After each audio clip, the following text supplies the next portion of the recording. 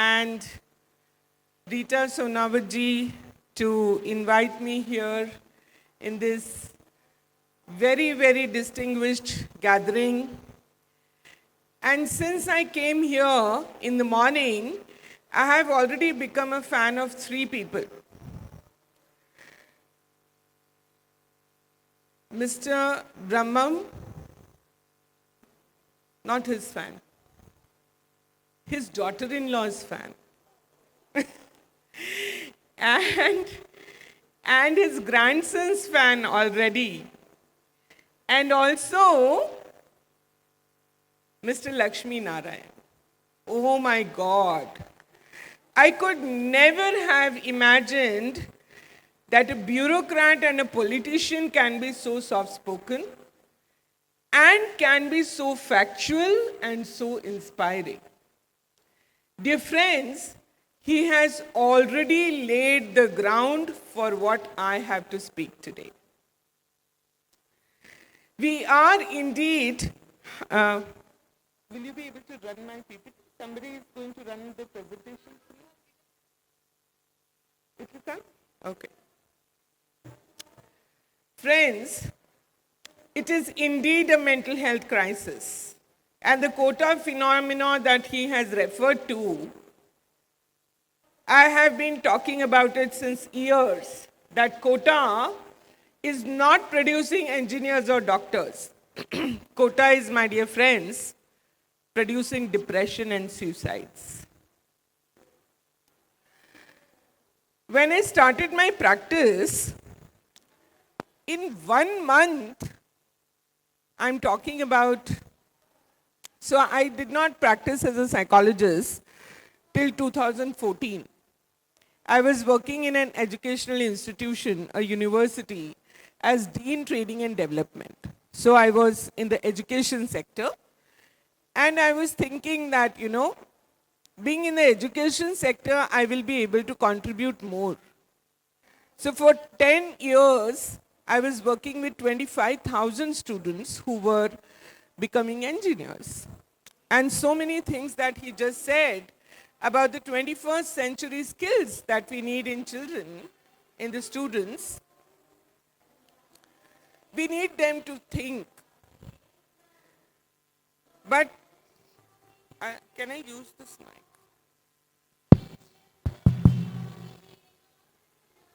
We need them to think. But at the same time, we need them to feel, and we need them to do skillfully.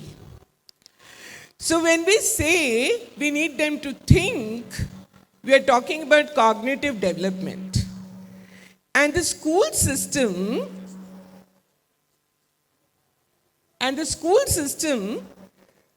traditionally, in which we all studied, helped us to gain information. So let's say a geography teacher used to come. So sir, I was in Srisailam day before yesterday. That was my first trip to Srisailam. And I made the use of this trip. So I completed my 10th Jyotirlinga day before yesterday. And it was such an experience. So, when we were coming back from Srisailam, I asked the driver, is this the Krishna river? And what are the mountains? And I remembered my geography teacher.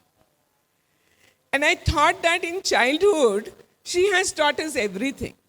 What are the Sahyadri hills? What are these rivers that we have? From where to where they flow?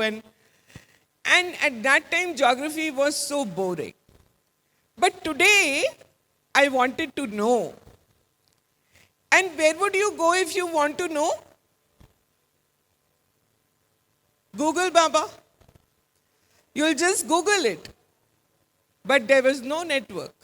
Srisailam se jab aate hain, so it's all forest. You don't get network. And then the teacher became more relevant in my mind. So, information, we got a lot of it. Now, information is all around. So what is the relevance of teachers and education? And with AI and everything on the tips of the students, do we even have any relevance left? It's a question to ponder. What will happen to our profession? What will happen when we go ahead? I tell you what's the relevance. So when I started practicing, I did it because I wanted to start doing something with the little children, school children, because I guess when I was working with the engineering students, I thought that some of their problems have come from their childhood. What if someone could have done emotional education for them in the very childhood? At that time, it would have been ingrained in their basic nature. They would have known what are the emotions, what are the healthy negative emotions, what are the unhealthy negative emotions, how to regulate them, how to deal with the adversities, difficulties, and challenges. But unfortunately, they grew up without this education because I have one son. He's 23 years old now.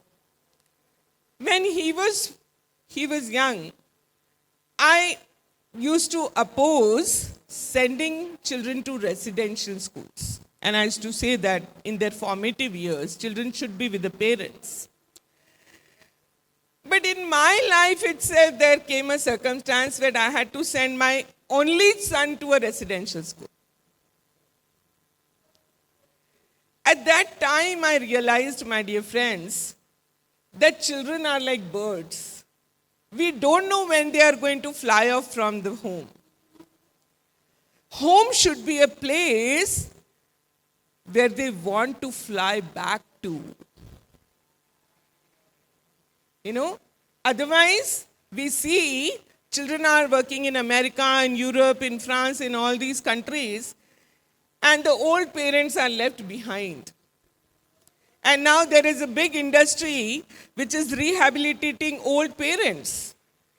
There is one very big society which has come up in Bangalore, and they are now establishing in other parts of the country also, where they are giving 5-star amenities to the old people. They are taking care of their health, but there are no children. These parents, when these children were young and in the homes, and I'm not talking about these, I'm talking about all of us as well, because we are also parents, we are not just teachers. We forgot to create good memories. Every day, my dear friends, gives us an opportunity as parents to create memories with our children. And let me tell you, the memories are not created with money. You can't compensate parenting by gifts. You can't compensate. Why are people, sir, ask the question, why are parents sending their children to Kota? Why are parents giving them gadgets while feeding them? Why I became fan of this girl? When these people came, she brought her son and gave it to them. She wanted that child to experience the blessings of these people. She did not keep that child to herself. That is my topic today, empathy in action. She showed it in her action. And he showed it in his words.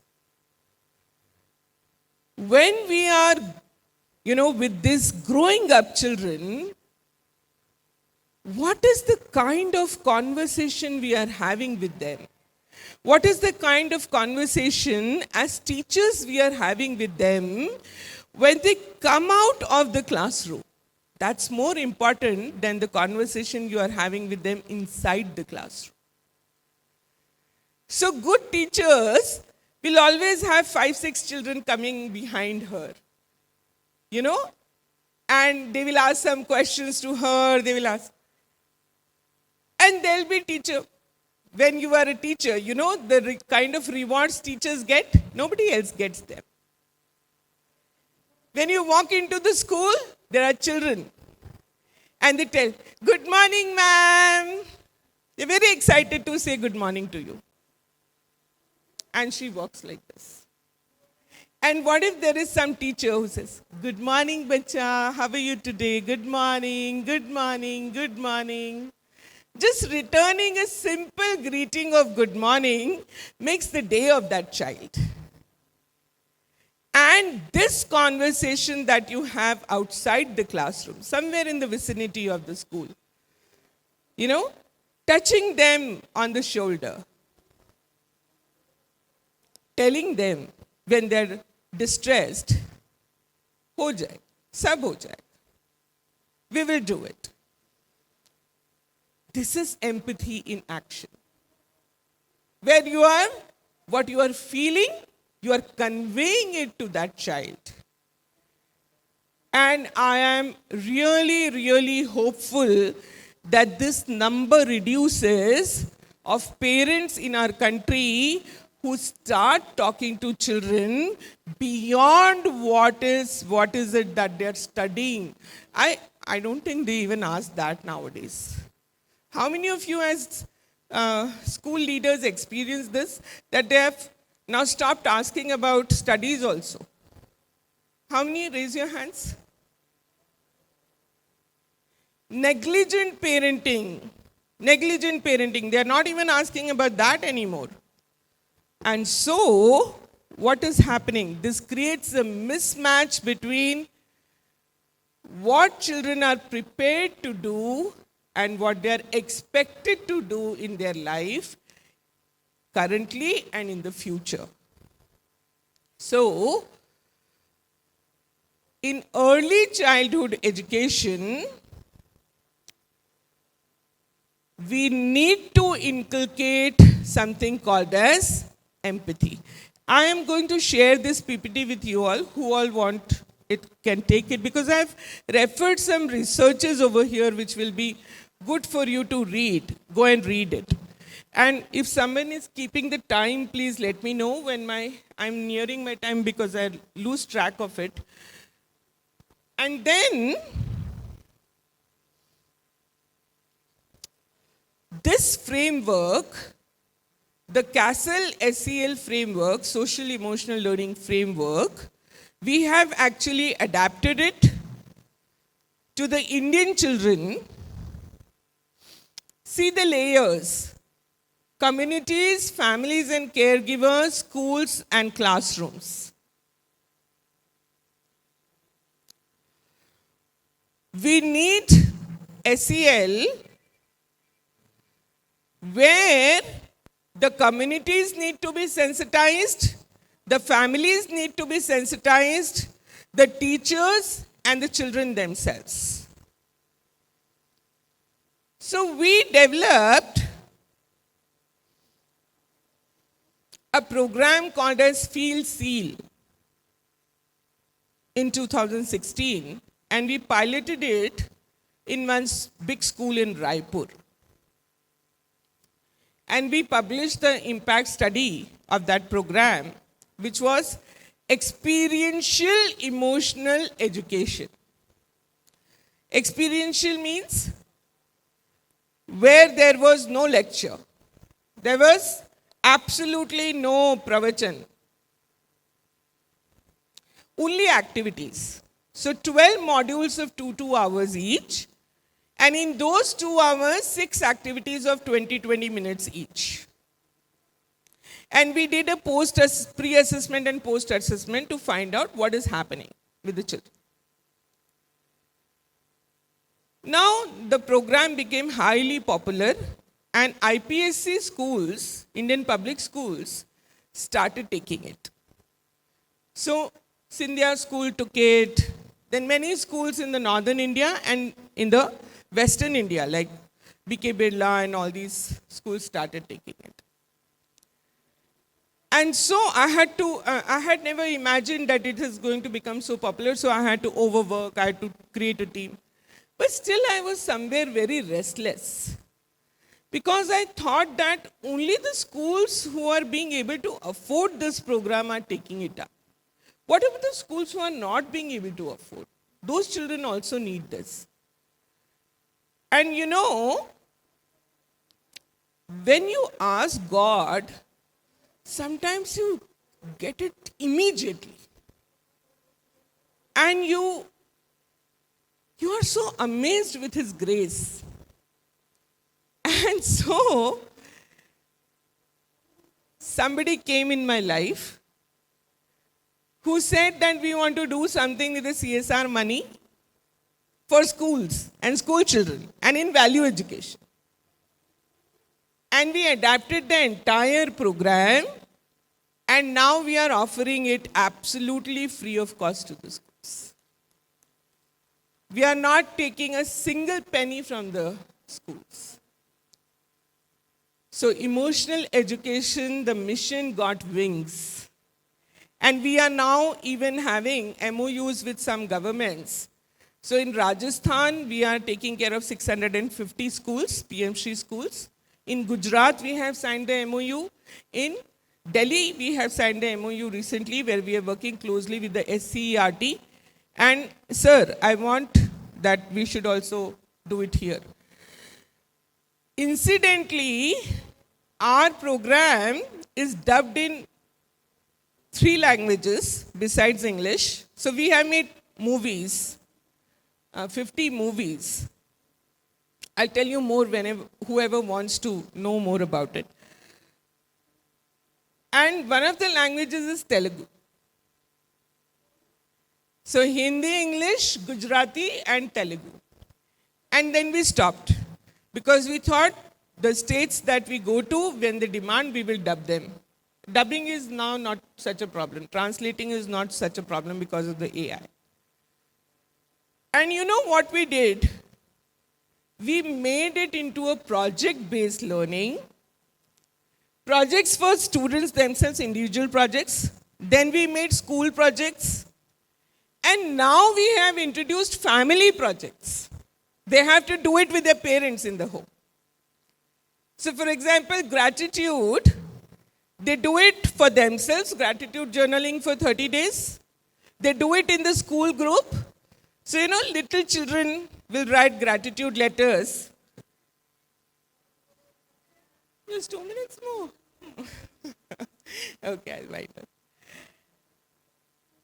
And, you know, they went and gave gratitude letters to the doctors in the community. They were so surprised. And gratitude letters to their parents in the family. And a whole positive atmosphere was created in the community, in the school, as well as in their own houses. So these projects we created, which I can tell you sometime else. Now you just see these slides, I'm running them. So we made it into the Indian context. The research gaps are there. You can please take this PPT. There must be some group or something where they can mail it so that you can go through all these researches, which are very, very important researches for you all to read. Then we have empathy-centered SEL, why we have to include all these people. It has to become a culture. It cannot become just one, activity and done in silos and then forget about it. So multi-stakeholder model, everyone is included. And, very important, policy makers. That's why I'm appealing to him. So dear friends, we are having a big summit on 7th and 8th of January in New Delhi, in India Habitat Center. We have come up with a society called as International Society for Mental Health Advocacy and Action. Not just mental health professionals. Everyone, each one of us can become an advocate for mental health. And we are having the first international policy summit where we are inviting every one of us and the policy makers so that we can all sit together and fill these policy gaps. NEP is such a good policy, but there are so many gaps in implementation. There are so many challenges. We need to sit and discuss them. So, practices, I hope I had more time. I would have done these activities with you all, but maybe some other time. And so this is the international society that we have created. And I went up to the Lok Sabha. Mr. Dharmendra Pradhan ji is going to be in our valedictory function. And Mr. JP Nadda, he is going to be there in the inaugural. And this is the program.